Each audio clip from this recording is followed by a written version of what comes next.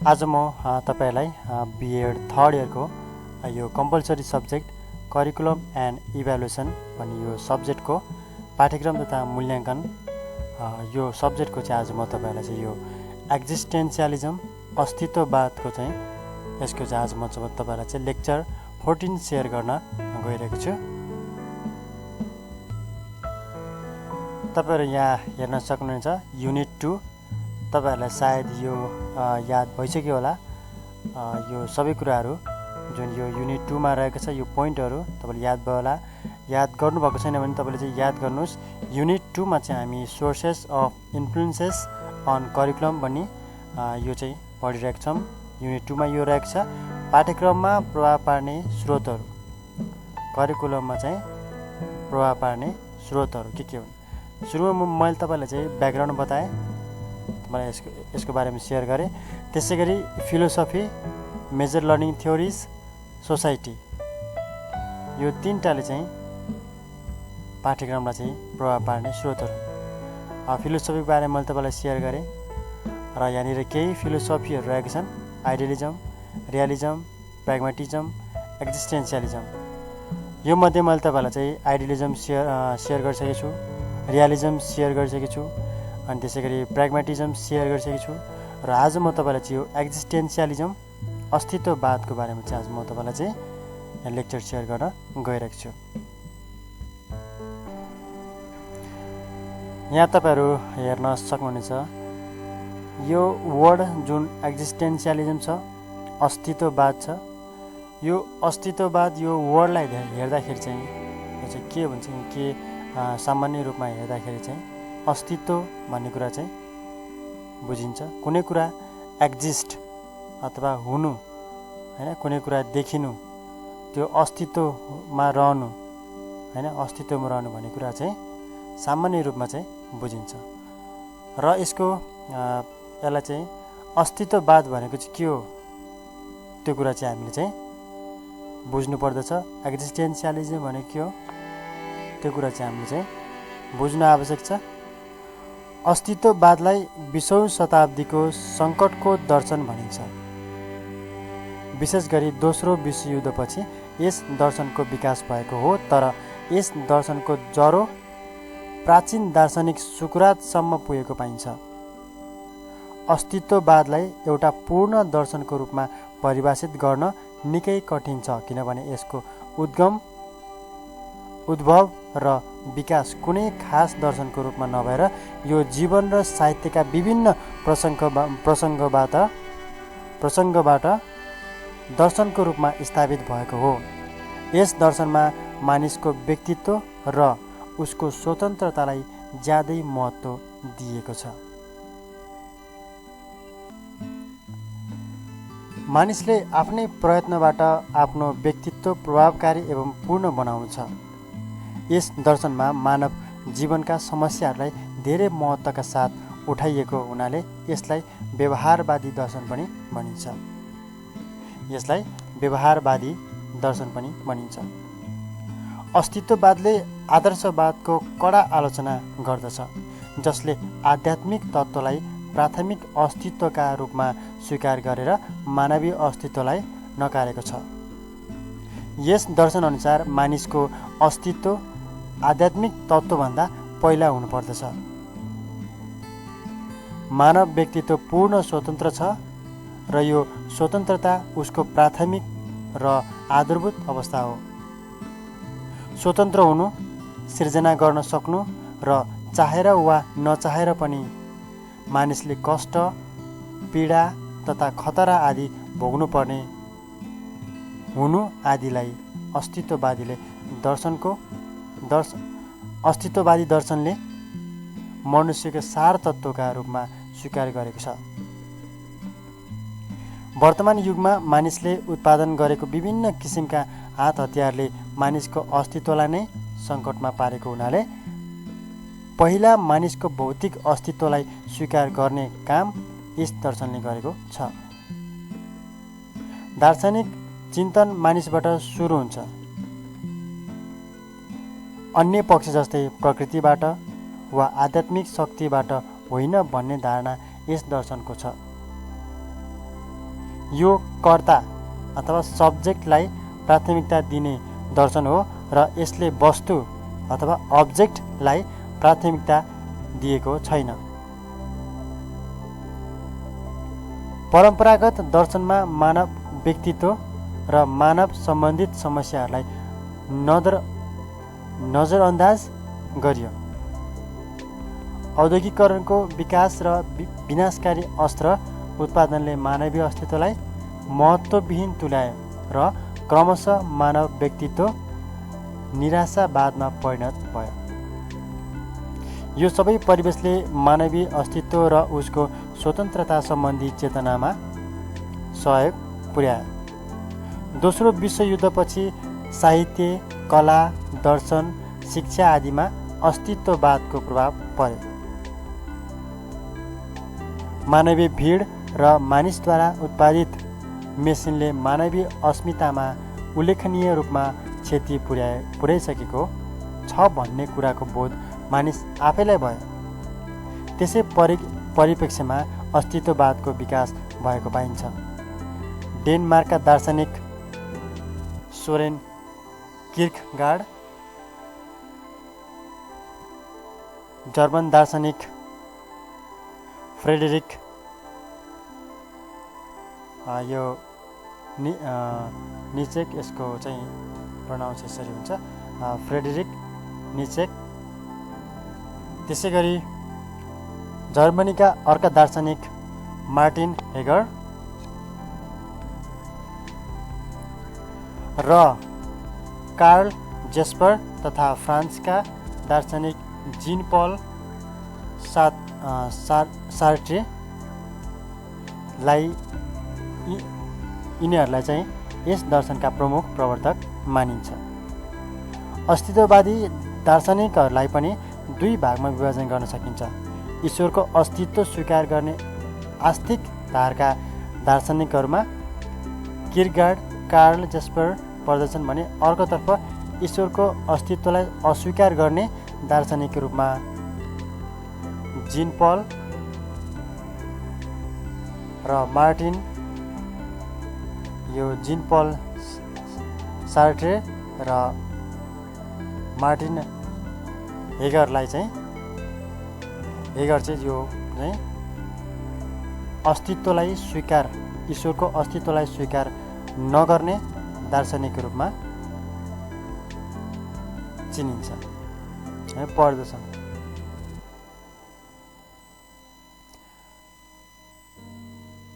शाब्दिक दृष्टिकोणले एक्जिस्टेन्सियलिजम चाहिँ ल्याटिन वर्डबाट आएको हो, जुन चाहिँ शब्द एक्स प्लस सिस्टरबाट आएको र एक्सको चाहिँ अर्थ चाहिँ बाहिर भन्ने हुन्छ र सिस्टरको अर्थ चाहिँ उभिनु हुन्छ, बाहिर उभिनु। यस दर्शनले राखेको मान्यताअनुसार आफ्नो स्वसत्ता वा अस्मिताका लागि मान्छेले कर्म गर्नुपर्दछ। कर्म गर्ने क्रममा उसले कुनै मूल्य प्रणालीसँग आफ्नो क्रिया वा कर्मलाई सम्बद्ध पार्ने निर्णय मानिसले नै गर्दछ। मानव जीवनलाई असङ्गत, निरुपाय, विवश र निरर्थक मानेर पनि यसलाई नयाँ अर्थ र मूल्य दिने चेष्टा अस्तित्ववादीले चाहिँ गरेको छ।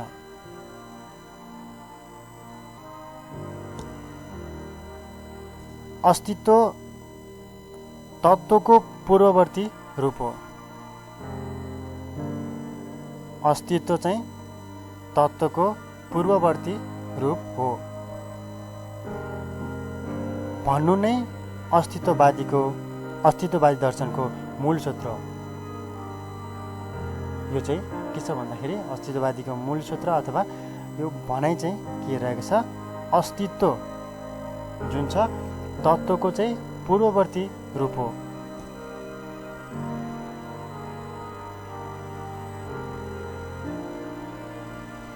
यो अस्तित्व भनेको चाहिँ मान्छेको त्यो सचेत कार्य समूह हो जसबाट उसको व्यक्तित्व अस्मितापूर्ण हुन्छ।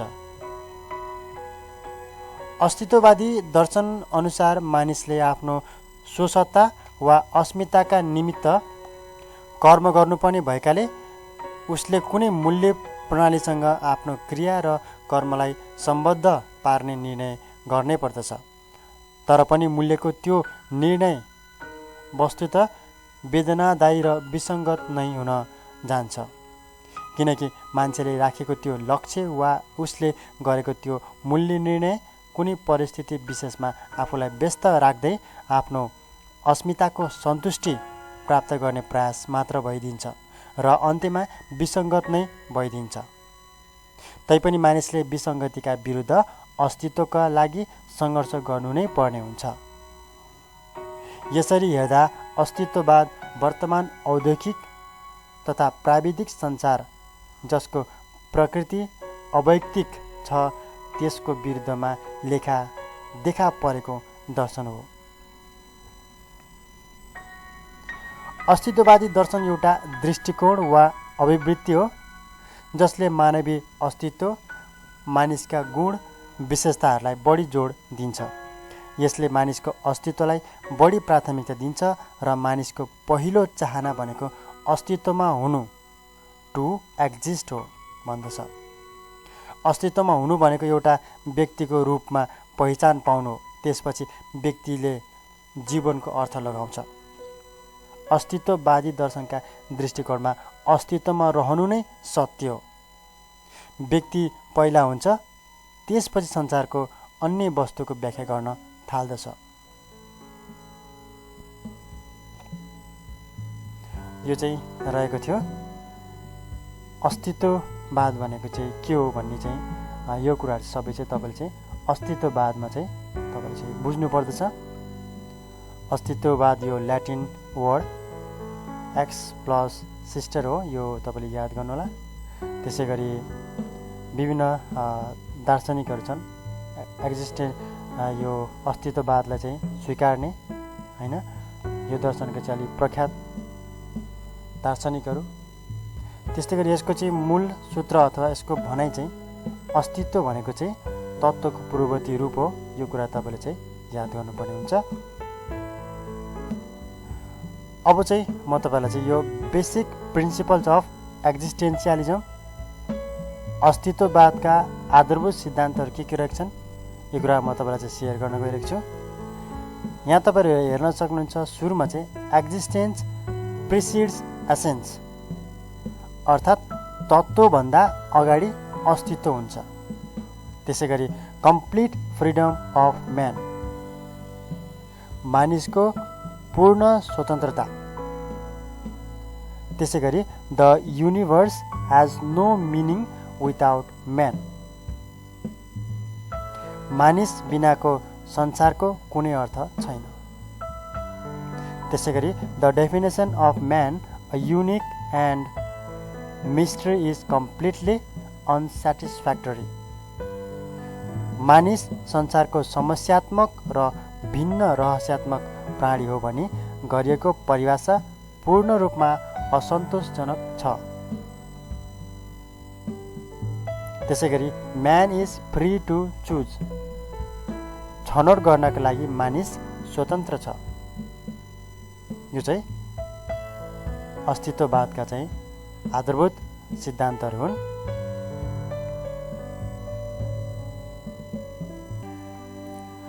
अब चाहिँ म तपाईँलाई चाहिँ यो अस्तित्ववाद र पाठ्यक्रम यो चाहिँ कसरी चाहिँ एक आपसमा अन्तर्सम्बन्धित छन् अथवा यिनीहरू दुईजनाको रिलेसन चाहिँ यो दुईटाको चाहिँ रिलेसन चाहिँ के रहेको छ होइन। यो अस्तित्ववादले चाहिँ पाठ्यक्रममा कसरी प्रभाव पार्दछ, हाम्रो मेन पोइन्ट नै यही रहेको छ। अस्तित्ववाद एउटा दर्शन, यो दर्शनले चाहिँ पाठ्यक्रममा चाहिँ कसरी प्रभाव पार्दछ भन्ने चाहिँ यो कुरा चाहिँ मुख्य रहेको छ। अस्तित्ववाद चाहिँ किन पाठ्यक्रममा चाहिँ समावेश गरिनु पर्दछ होइन, पाठ्यक्रममा चाहिँ समावेश गरिनुको कारणहरू चाहिँ के हो, यो अस्तित्ववादको सिद्धान्तहरू होइन, यसको भनाइहरू चाहिँ पाठ्यक्रममा समावेश गरिनुपर्ने कारणहरू चाहिँ के हो, मेन चाहिँ यो कुरा चाहिँ हामीले चाहिँ बुझ्नु जरुरी छ। अस्तित्ववादी दार्शनिकहरू मानवीय अस्तित्व बोध गराउने किसिमको पाठ्यक्रममा जोड दिन्छन्। यस दर्शनले व्यक्तिगत स्वतन्त्रतामा विश्वास गर्ने भएकोले उनीहरू कुनै निश्चित र कठोर प्रकृतिको पाठ्यक्रममा विश्वास गर्दैनन्।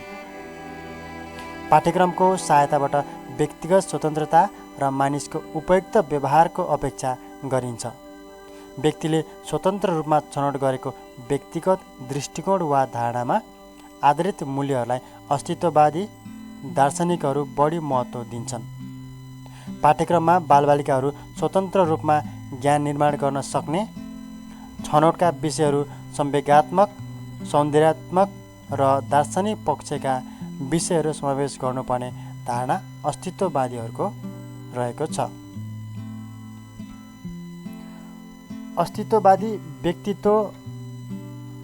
अस्तित्ववादीहरू व्यवस्थित ज्ञान र संरचित विधालाई विरोध गर्दछन् र विद्यार्थीहरूलाई उपलब्ध सिकाइ उपस्थितिबाट अध्ययन गर्ने सामग्री छान्न स्वतन्त्रता दिनुपर्छ भन्दछन्।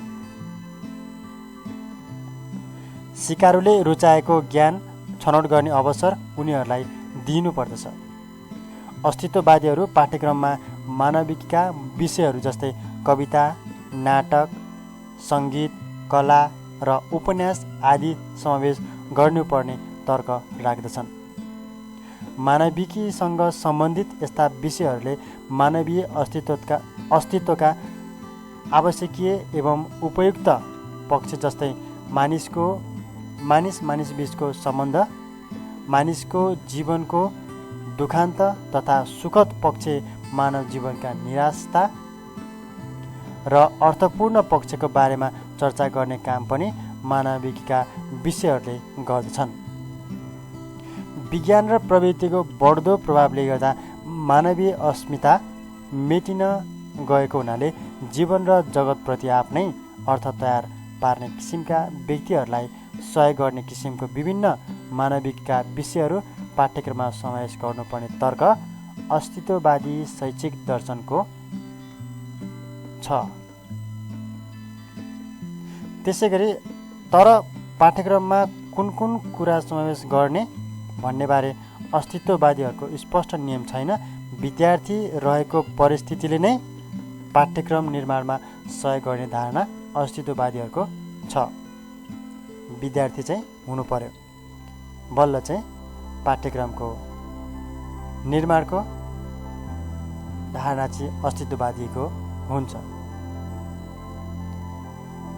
त्यो कारणले गर्दा चाहिँ अस्तित्ववाद चाहिँ पाठ्यक्रममा चाहिँ समावेश हुनुपर्दछ भन्ने कुरा चाहिँ यहाँनिर रहेको थियो। यो चाहिँ रहेको थियो अस्तित्ववाद र पाठ्यक्रम।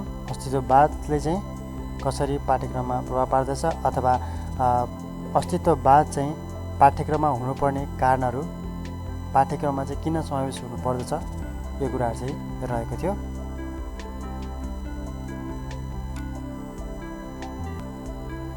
हुन्छ, आजलाई यति नै। मैले तपाईँलाई चाहिँ आज यो एक्जिस्टेन्सियलिजम अस्तित्ववादको बारेमा चाहिँ मैले तपाईँलाई चाहिँ सेयर गरेँ, यसको बेसिक प्रिन्सिपलहरू र यो अस्तित्ववाद र पाठ्यक्रम मैले तपाईँलाई चाहिँ यसको बारेमा चाहिँ मैले सेयर गरेँ।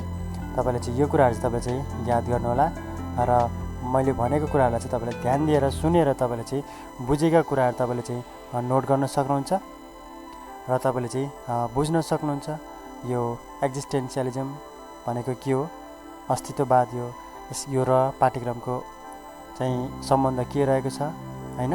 त्यसै गरी यो सिद्धान्तहरू के रहेछन् त्यो कुराहरू तपाईँले चाहिँ याद गर्नुहोला।